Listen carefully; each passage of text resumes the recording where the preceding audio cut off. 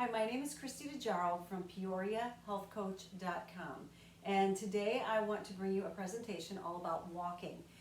I want to talk to you about the benefits of walking, walking versus running, indoor walking versus outdoor walking, a way to up your intensity with your walking using HIIT training, your best walking pace, and walking form, as well as some stretches. So we're going to try to get all of that in here in a short little presentation, and I'm hoping these ideas will give you ways to motivate you to keep going with that walking program and to continue increasing your fitness level. So to start with, the benefits of walking. Walking is a weight-bearing exercise, and it gives you stronger, healthier bones. Weight-bearing means that you're carrying your own body weight. So walking is an excellent exercise to help you strengthen those bones. Walking will also give you increased cardiovascular and lung function. It is going to decrease your chances of heart disease. It's known to do that. Any type of low impact exercise will help you with that. Walking is also good for increasing your muscle strength. So on top of building bone density, with the proper form, you're going to build muscles as well. And walking will help with your posture. Walking is available to everyone, and it's available to all fitness levels. Walking is a low impact workout that gets into our fat burning energy zones. So walking is known to be a workout that gets into that belly fat, that visceral fat that surrounds our organs. And that's the dangerous fat that causes type 2 diabetes as well as heart disease. So the reason it can do that is because it stays at a steady state aerobic level of activity. And so walking has a lot of really good benefits, but when it comes down to it, the best exercise for you to do is the one, of course, that you're going to do. So I'm hoping to bring you some ideas that will help you enjoy and get more out of your walking program. Okay, walking versus running.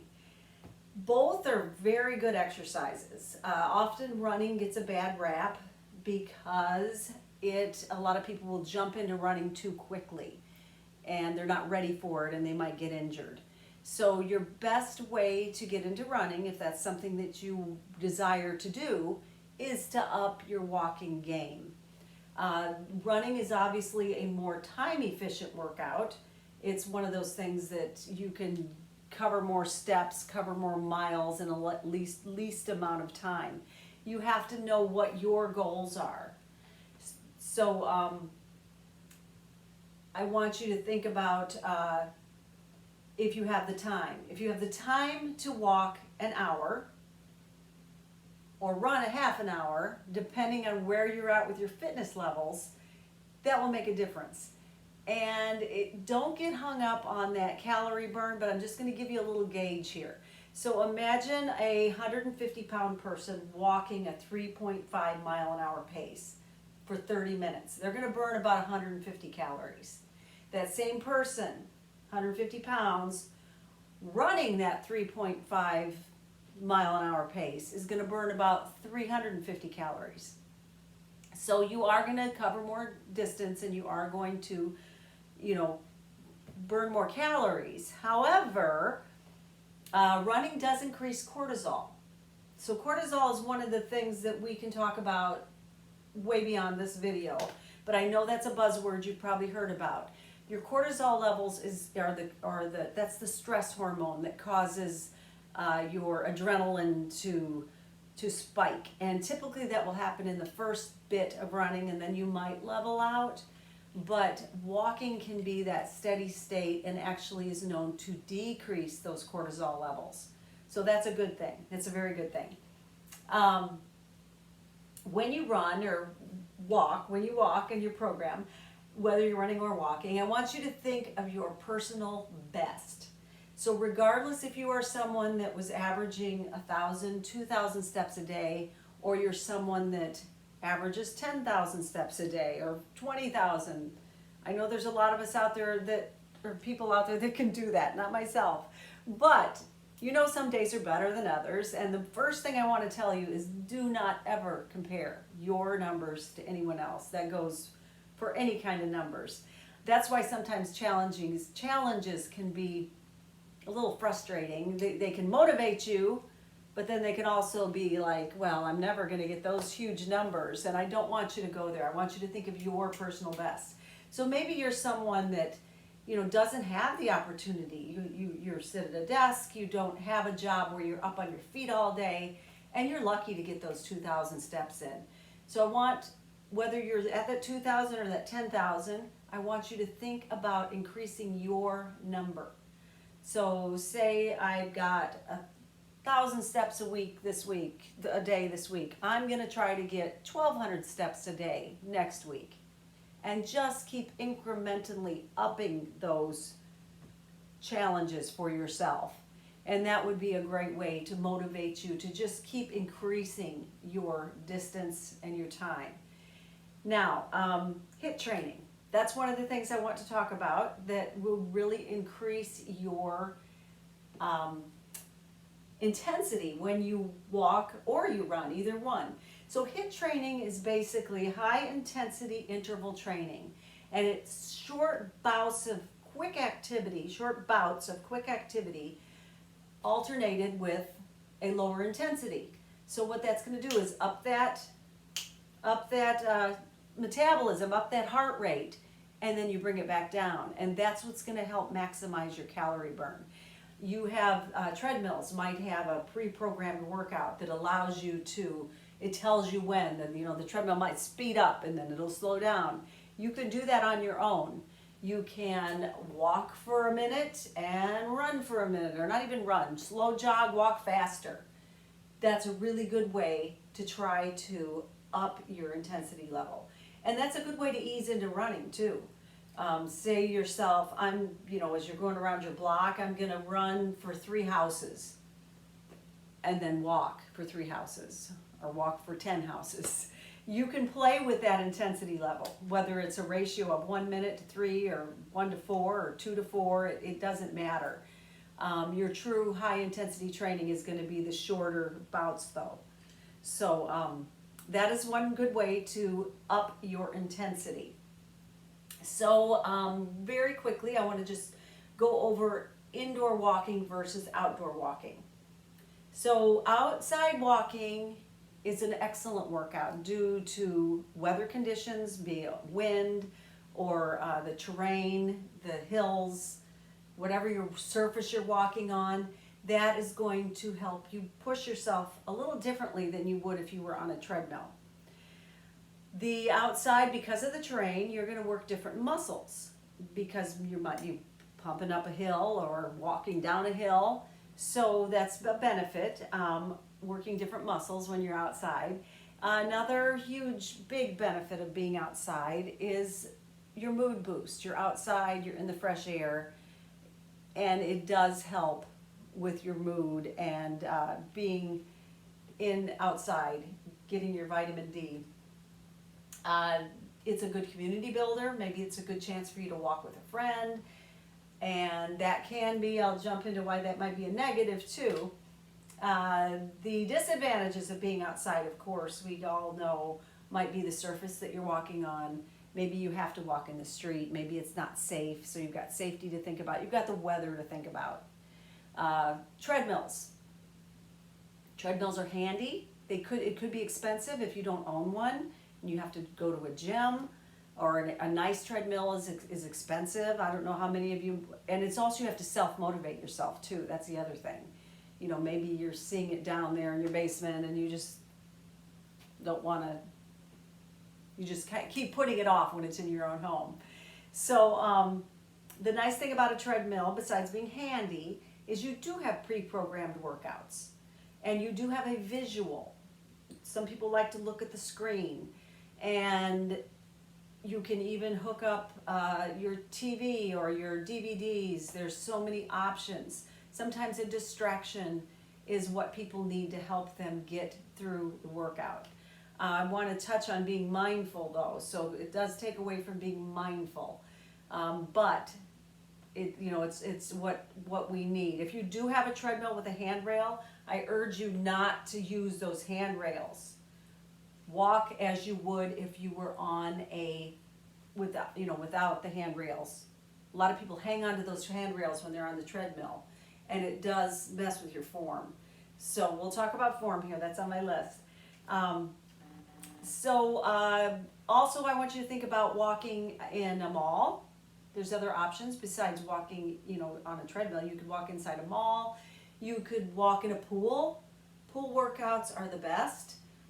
They're really good on your joints. You could walk on an indoor track possibly. One of the things I want to mention is just doing it. I know that's a really cliche term, but if you can tell yourself, I'm just going to do it for 10 minutes, just a tiny bit. I'm only going to walk for 10 minutes. Then you most likely are going to walk more than 10 minutes. And if you've only walked 10 minutes, that's okay. That's absolutely okay. You've got 10 minutes in. So don't discount those little bits of work throughout your day. In fact, that's very important. One of the things I want to mention is if you're someone who likes to get up early in the morning and get your workout in, get those 10, 20,000 steps in, whatever, before you go to work, that's great. Do that, but then don't remain sedentary the rest of the day. Try to get up and move. Your Fitbit or your fitness trackers, sometimes you can put an alarm on them. Your phone, you might even be able to put an alarm that tells you every hour, get up and move, 10 minutes. You don't want to be sedentary, for 23 hours of your day, and then 1 hour you're hitting the wall with lots of activity. So try to stay moving a little bit throughout your day, and don't discount those are very important parts of your workout, is getting in those little bits. It all adds up. Okay, next I wanted to talk to you about your best walking form. Okay, so we've got some things to think about when you start out on your walk. Let's first talk about pace. So first of all, you've got a stroll. Think of 3 speeds. You've got a stroll. Window shopping. How many of you have gone window shopping? You're just kind of strolling along, looking in the windows. That's not a very good workout pace. Probably 200, again, I'm looking at a 150, 160 pound person. If you weigh more, you're going to burn more calories. A stroll for an hour, 200 calories maybe. Second would be a brisk pace. So a brisk pace would be a pace that you can talk comfortably to someone you're walking with. You're not winded. That's going to up it to about maybe 350 an hour calories. Your third pace would be your power walk. Now your power walk is when you are really moving it and it's hard to talk without, I don't want you gasping for air, but it's harder to talk. It's harder to carry a conversation out with that power walk. That's the intensity that you want to try to get up to and hold on to for as long as you can to up that calorie burn and get the most out of it. Okay, so you're headed out on your walk. You're going to start out with a brisk walk. You're going to just get yourself warmed up for 7 to 10 minutes before you head into that power walk. And whatever that might be for you, eventually your fitness level, as the more you do any workout, your fitness level is going to increase and you will keep being able to do more. People always ask, is it ever going to get easier? And I like to say, it doesn't, because you will push yourself. Once you reach those fitness levels, you're going to push yourself to another comfort zone, and that's where you see results. You want to get out of that comfort zone, and that's where you will see the magic. Okay, walking form. All right, I want you to think about walking heel to toe. So as you're walking, and I'm going to back up here, you want short little steps, and you want heel, toe, heel, toe. So you want to roll through. You want to be able to roll through that foot, pushing off that back heel. It might take some concentration on your part to push off that back heel. That's where you want to go with it. You want to push off that back heel. Okay. Secondly, we want to squeeze our glutes. Squeezing those glutes as we walk is going to help strengthen our back, help with our posture. Number 3, you want to zip up your abs. If you've ever put on a tight pair of jeans, think of zipping up those abs. Now, it's not holding your breath. There's a difference. The Pilates principle is pulling your navel up and under your spine, pulling your navel into your spine, engaging the navel to the spine. Those are all terms we can use. And that's what I want you to think about when you're walking. So this is and I'm hoping you can see me here. This is something I do with my Pilates students. Stand against the wall, and your shoulder blades are against the wall. And you're going to pull that navel, you're going to inhale through your nose. And as you exhale, you're going to pull that navel back into the wall. So I have just lessened the amount of space. You can do that lying on the floor too. So you're pulling that navel down into your spine. And then you step away from the wall, or you roll yourself off of the mat, and you're still pulling that navel in. You are not holding your breath. There's a big difference. Inhale, and then pull that navel up and under. And then when you exhale, it's like you're wearing a tight corset. You're pulling that navel up and under. You can work your abs all day long. People won't even know you're working your abs. That's something you can do. That's just a small Pilates principle. So here we go. We've got our glutes tight. We've got our abs zipped up. We've got our chest up and our shoulders back. I want you to imagine that somebody has dumped a big glass of ice water down the middle of your back. And you're going to take those elbows up and back. And that's the posture you want. You want your zipped up, glutes tight, short steps, heel to toe. Our arms are going to pump. All right, we're going to imagine you've got walking poles. That's a whole nother topic. Look it up, Nordic walking poles. It's a real workout. It's a good workout. It builds upper body strength. If you have any kind of joint issues, those poles might help you because they take some pressure off your joints. Nordic walking is a hybrid of cross-country skiing and walking. And it's those poles will actually help you. So even if you don't have poles, I want you to think about that you have poles and you're pushing off. You're walking with those poles. All right, you'll see people power walking. That's what it's all about, is pumping those poles and heel to toe. You're zipped up, you're tall, your shoulders are back. Okay, your head. I don't want you looking down. Imagine you have a ball cap on and you have to look up to see ahead of you, 5 to 10 feet ahead of you. Your chin should be parallel to the ground. You're not looking down. You're not looking way up. You, of course, want to see where you're going, and the trail you're on is going to make a difference. But try to keep that chin lifted parallel to the ground. And you're going to hang on to that posture as you go. So those are our walking form techniques. I want to talk to you real quickly about some stretches that you can do at the end of your walk. So stretching is a really important piece of our fitness level. We want to get cardio, we want to get strength, and we want to get flexibility. Flexibility sometimes is kind of left off. I've been teaching fitness classes for years, and I know when that stretch comes, we're ready to go out the door. Don't do that to yourself. The stretches is where you gain flexibility. What you're doing with a warm muscle when you stretch it is you're teaching that joint to go through a bigger range of motion. So that means the next time you might accidentally push yourself a little harder, your muscles are going to say, oh, I've been here before, and you're not going to get hurt. So that flexibility helps you. So number 1, stretch.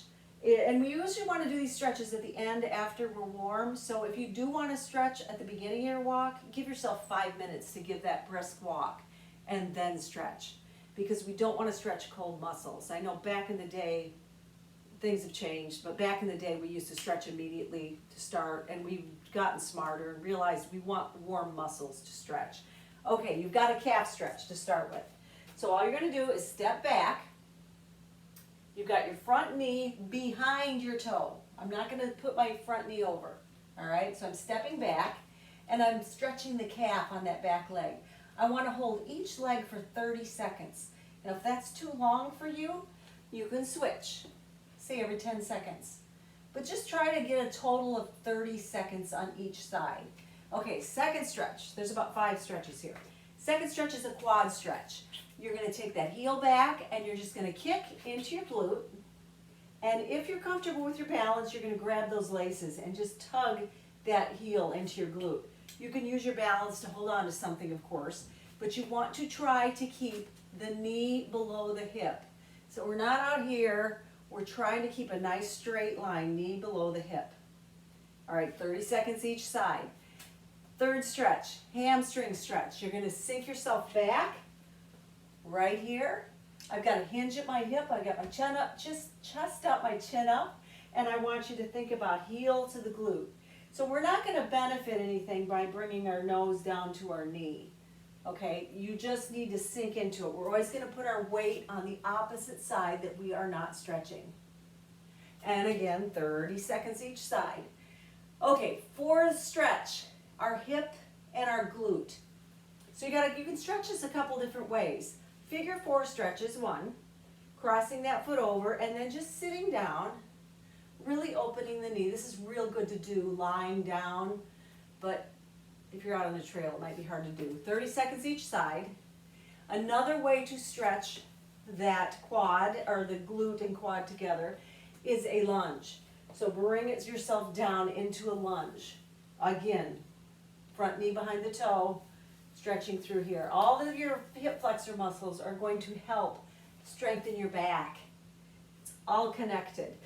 Okay, 2 other last stretches. You've got your chest and your shoulders. So you're going to open up that chest. You're going to bring your hands behind you for a chest expansion. And you're just going to reach back to the sky, bringing those hands together if you want. And then finally, we've got a lateral reach. So we're going to step out to the left side, either side. But the side you step out, that same arm is going to rock over. And what that's going to do is open up through your ribs, through your hips, through that waistline. It's just going to give that hip a little bit more mobility. And bring it back, 30 seconds each side.